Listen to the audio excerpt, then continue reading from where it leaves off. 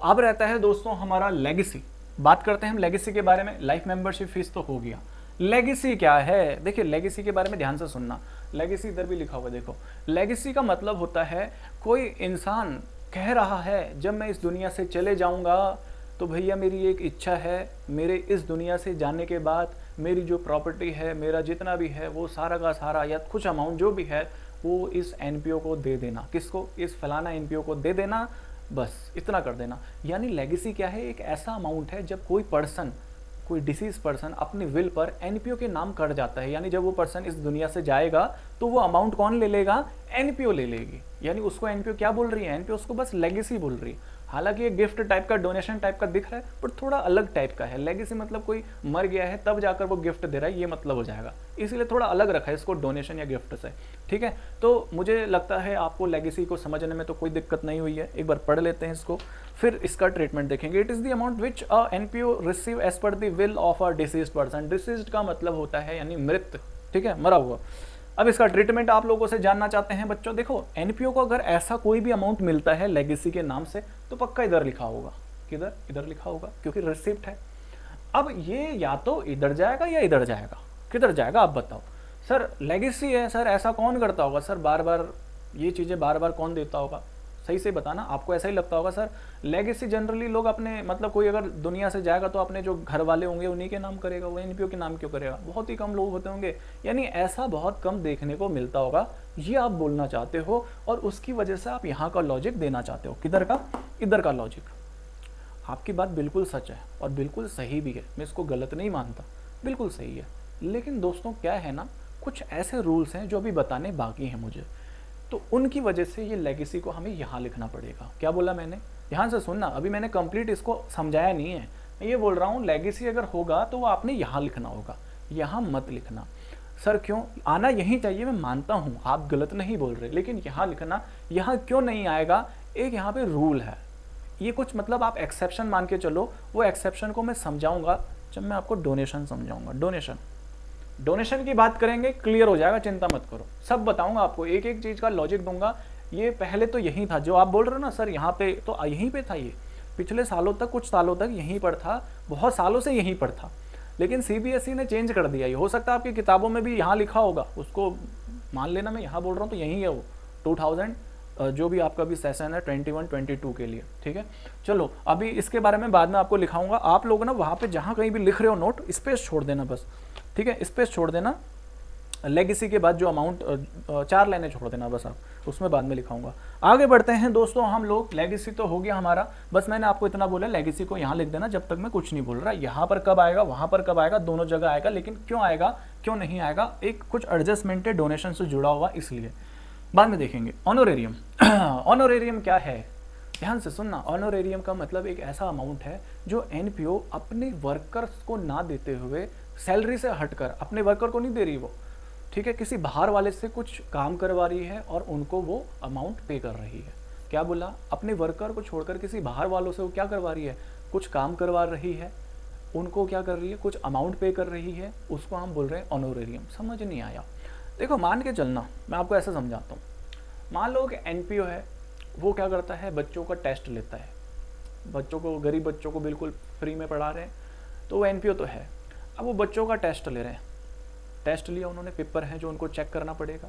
अभी जो paper check करने हैं, तो इन पेपर को चेक करने के लिए हमारे पास हो सकता है कुछ वर्कर हैं जरूर, उनको तो हम सैलरी देंगे, 2-3 स्टाफ है, उनको तो हम सैलरी देंगे।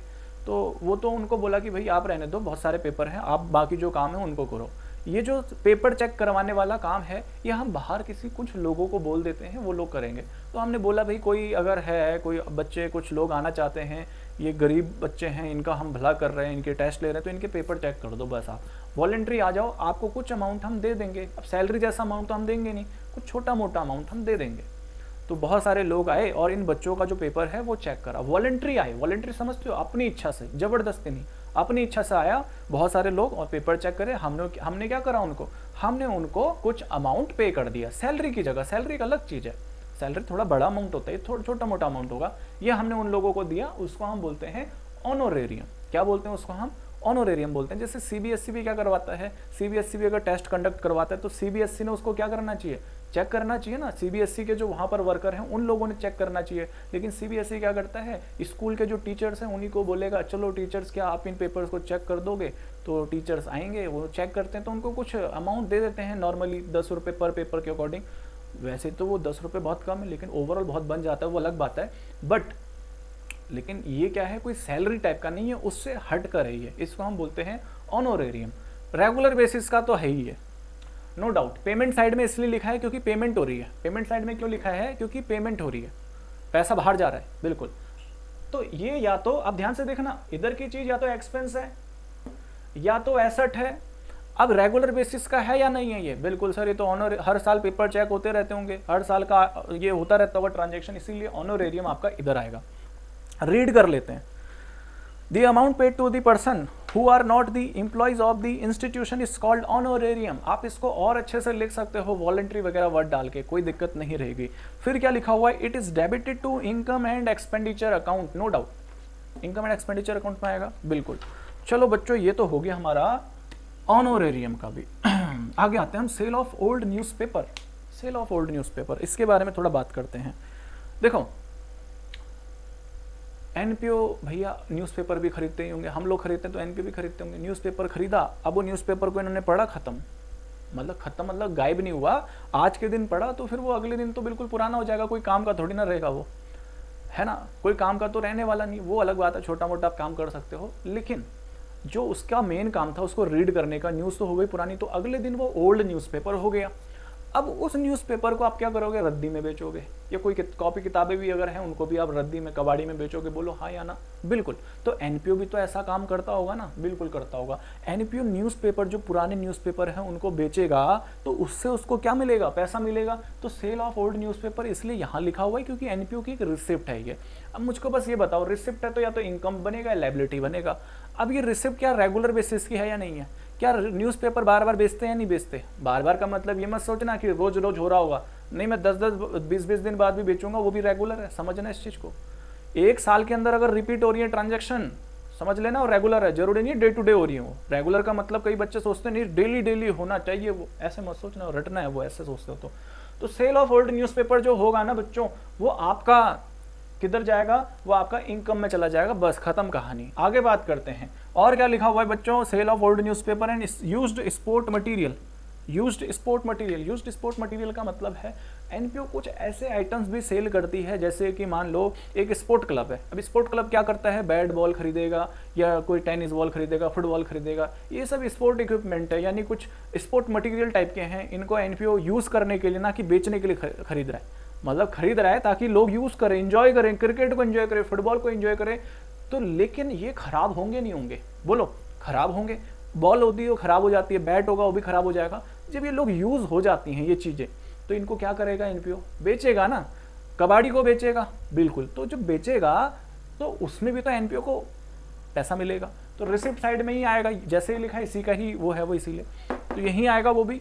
अब ये भी एक रेगुलर फीचर है क्योंकि ऐसा काम उस स्पोर्ट क्लब में होता रहता होगा, आइटम आते होंगे बेचते रहते होंगे, आते रहते होंगे, यूज़ करते रहते होंगे, बेचते रहते होंगे। तो ये भी जो है ना, अगर कोई ऐसा इक्विपमेंट बेच रहे हो तो उससे जो पैसा मिलेगा वो इनकम में ही लिखना है, इधर हमें नहीं लिखना। खैर इसके ऊपर और भी हम बाद में बात करेंगे, बट इतना आपको समझ आ गया ये वाला भी।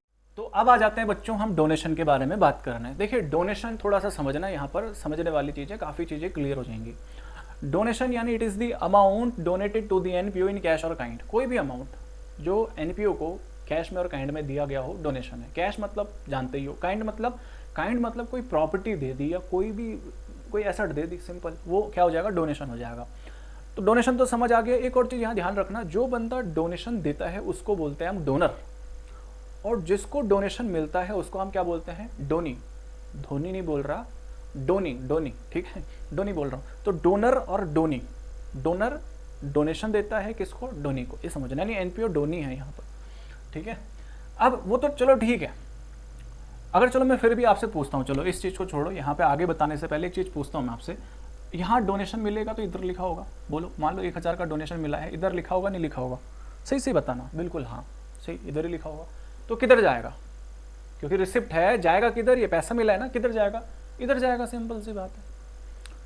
क्योंकि बार बार मिलता होगा डोनेशन। भैया एनपीओ का तो काम ही यही है, इसको तो डोनेशन मिलता रहता है, मिलता रहता है, मिलता रहता है। तो ये तो डेली वाली इनकम है, इसकी रेगुलर इनकम है, इधर जाएगा। और ऐसा बोल रहे हो, बिल्कुल सही बोल रहे हो। लेकिन दोस्तों चीज़ें थोड़ा और क्लियर करते हैं। डोनेशन जो है वो दो टाइप के हैं, एक स्पेसिफिक डोनेशन, दूसरा जनरल डोनेशन। ध्यान से सुनना, एक स्पेसिफिक डोनेशन, दूसरा जनरल डोनेशन। स्पेसिफिक डोनेशन वो डोनेशन है जिसमें डोनर ने कंडीशन फिक्स कर दी है। डोनेशन ने बोला ये लो एनपीओ डोनेशन, लेकिन बिल्डिंग बनाना इस पैसे से। देखो कंडीशन डाल दी, पैसा दे रहा हूं लेकिन बिल्डिंग बनाना। देखो डोनेशन का मतलब ये नहीं कि पैसा दे रहे हो वापस तो आप लोगे नहीं, इतना तो आपने बोल दिया है, लेकिन मैं बस ये बोल रहा हूं मुझे मत दो वापस, इस पैसे से बिल्डिंग बनाना है। स्पेसिफिक हो गया। इस पैसे से पवेलियन बनाना। पवेलियन समझते हो, जहां पे क्रिकेट जो बंदा देखता है उसको पता होगा, जहां खिलाड़ी बैठते हैं या जहां से बॉलिंग होती है। और अच्छे से अगर बताऊं तो वो जो बिल्डिंग है क्रिकेट वाली, वो पवेलियन हो गया। स्विमिंग पूल बनाने के लिए आपने बोला डोनेशन दे रहा हूं स्विमिंग पूल बनाना, ये डोनेशन हो गया स्पेसिफिक डोनेशन। तो स्पेसिफिक डोनेशन में नाम दिया होगा, जैसे डोनेशन फॉर बिल्डिंग, इस तरीके से 20,000 सपोज। अब इस डोनेशन से क्या बनेगा, सिर्फ बिल्डिंग बनेगी और कुछ नहीं बना सकते आप। जनरल डोनेशन क्या होता है, जनरल डोनेशन वो होता है जिसमें डोनर ने कोई भी कंडीशन नहीं लगाई, ये ले एनपीओ पैसा रख, कहीं पर भी यूज कर, मुझे कोई मतलब नहीं है। इसको बोलते हैं हम जनरल डोनेशन, मतलब आप कंडीशन नहीं दे रहे। अब नॉर्मली मेरे को एक चीज, बड़े बड़े अमाउंट किधर होते होंगे, बड़े बड़े अमाउंट किधर होते होंगे, इधर या इधर, बताओ। बड़ा अमाउंट जनरली इधर होता होगा। जनरली बिल्डिंग बनाने के लिए 100 रुपए दोगे क्या, ये ले एनपीओ 100 रुपए की बिल्डिंग बना दिया, ऐसे बोलोगे, नहीं बोलोगे ना। बड़ा अमाउंट दोगे जनरली, तो जनरली बड़े अमाउंट इधर होते हैं। छोटे छोटे अमाउंट, किसी ने 100 रुपए डाल दिया, किसी ने 500 डाल दिया, 1000 डाल दिया, 2000 डाल दिया, वो जनरल डोनेशन में होता है। तो थोड़ा अमाउंट की अगर मैं बात करूँ, छोटा अमाउंट बड़ा अमाउंट भी होता है। ट्रीटमेंट की बात करते हैं, असली मजा तो यहाँ पर है ट्रीटमेंट में। जनरल भी समझ आ गया, स्पेसिफिक भी समझ आ गया, जनरल भी समझ आ गया। ट्रीटमेंट देखो, जनरल तो यहीं जाएगा, कोई डाउट नहीं है, ये आपको मैंने बता दिया, बिल्कुल वही है। ये कहाँ जाएगा, डोनेशन फॉर बिल्डिंग। अब यहाँ पर है एक बहुत ही खतरनाक सा कंसेप्ट। आप कहीं बच्चे अगर यहाँ बोल रहे हैं सर इधर जाएगा डोनेशन फॉर बिल्डिंग, तो वो गलत है। डोनेशन फॉर बिल्डिंग इधर जाएगा, सुनना मेरी बात, इधर जाएगा। अब जब मैं बोल रहा हूँ इधर जाएगा, तो पहले एक कंसेप्ट को समझ लो। एक कंसेप्ट समझा रहा हूँ मैं आपको, ध्यान से सुनना। देखो इस चीज को साइड फेंको 2 मिनट के लिए।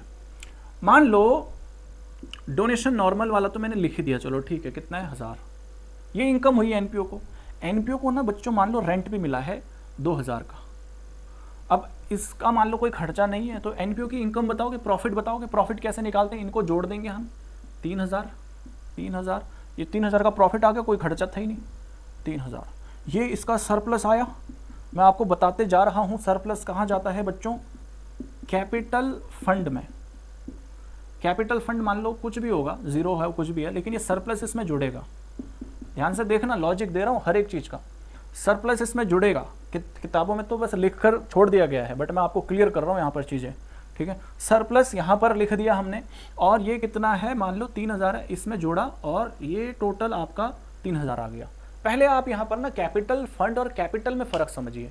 मैंने कैपिटल फंड लिखा है, ना कि कैपिटल। कैपिटल वो अमाउंट है जो मालिक को पेबल है, जो मालिक ले जाएगा। बिजनेस ऑर्गेनाइजेशन के अंदर आपने देखा होगा कैपिटल, क्योंकि वो कैपिटल मालिक को वापस दी जाती है, मेंबर्स को वापस दी जाती है। लेकिन कैपिटल फंड ऐसा नहीं है।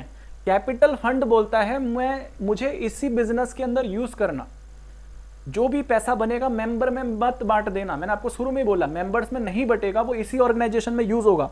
तो इसीलिए ये जो कैपिटल फंड है ये इसी ऑर्गेनाइजेशन में यूज होगा। तो ध्यान से सुनो मेरी बातें, इसको इसीलिए हम क्या बोलते हैं, जनरल फंड भी बोलते हैं, ठीक है। क्या बोलते हैं बच्चों उसको हम, जनरल फंड भी बोलते हैं। अब मैं शॉर्ट में ऐसे लिख रहा था ना, कई बच्चे कुछ और समझ जाते हैं, तो इसीलिए पूरा ही लिख देता हूँ, तुम लोग बड़े चालू हो। तो कैपिटल फंड को हम क्या बोलते हैं, जनरल फंड भी बोलते हैं। जनरल फंड मतलब जिसका यूज इस बिजनेस के अंदर कहीं पर भी हो सकता है, कहीं पर भी, समझ रहे हो, कहीं पर भी। किसका, इस पैसे को कहीं पर भी यूज कर लो। बार बार बोल रहा हूं, आगे बढ़ते हैं। अब अगर किसी बच्चे का अगर मानना है, ध्यान से सुनना, किसी बच्चे का मानना है, इसके बारे में बात करते हैं, इसमें डाउट तो नहीं है इसकी बात में। किसी बच्चे का मानना है सर ये जो है ना, इसको यहां लिखो। मैंने कहा ठीक है लिख देते हैं। 20,000 किसके लिए मिला था, बिल्डिंग के लिए मिला था, मैंने लिख दिया। मैंने 20,000 अगर यहाँ लिख दिया तो ये किस में जुड़ जाएगा, इसमें जुड़ जाएगा सरप्लस में। कितना हो जाएगा, 20,000 और जुड़ गया तो 23,000 का प्रॉफिट हो गया। 23,000 कहाँ जाएगा, फिर यहाँ जाएगा और यहाँ से यहाँ जाएगा। बोलो हाँ या ना, मानते हो ना इस चीज को। ये सारा अगर मैंने स्पेसिफिक वाला भी इसमें लिख दिया इनकम में, इसमें जाएगा, इसमें से इसमें जाएगा। ये क्या बोलता है भैया, जनरल फंड क्या बोलता है, जनरल फंड बोलते हैं मेरे को कहीं पर भी यूज कर लो। और ये इस डोनेशन फॉर बिल्डिंग क्या बोलता है, मुझे सिर्फ बिल्डिंग के लिए यूज करना। तो ये आपने गलत काम किया नहीं किया। मतलब जनरल फंड की दुनिया बोलती है कहीं पर भी यूज कर लो, वही अमाउंट हूं मैं, लेकिन बिल्डिंग फंड बोलता है मेरे को सिर्फ बिल्डिंग के लिए यूज करना। तो आपने क्या करा, आपने स्पेसिफिक चीज को जनरल बना दिया। तो जिसने डोनेशन दिया होगा ना वो बोलेगा भाई साहब ये क्या कर रहे हो, आपको तो मैंने बिल्डिंग बनाने के लिए दिया ही है, इस पैसे को यहाँ मत लिखो, यहाँ से आप इसमें ले जाओगे, यहाँ से तो आप बोल रहे हो कहीं पर भी यूज कर लो।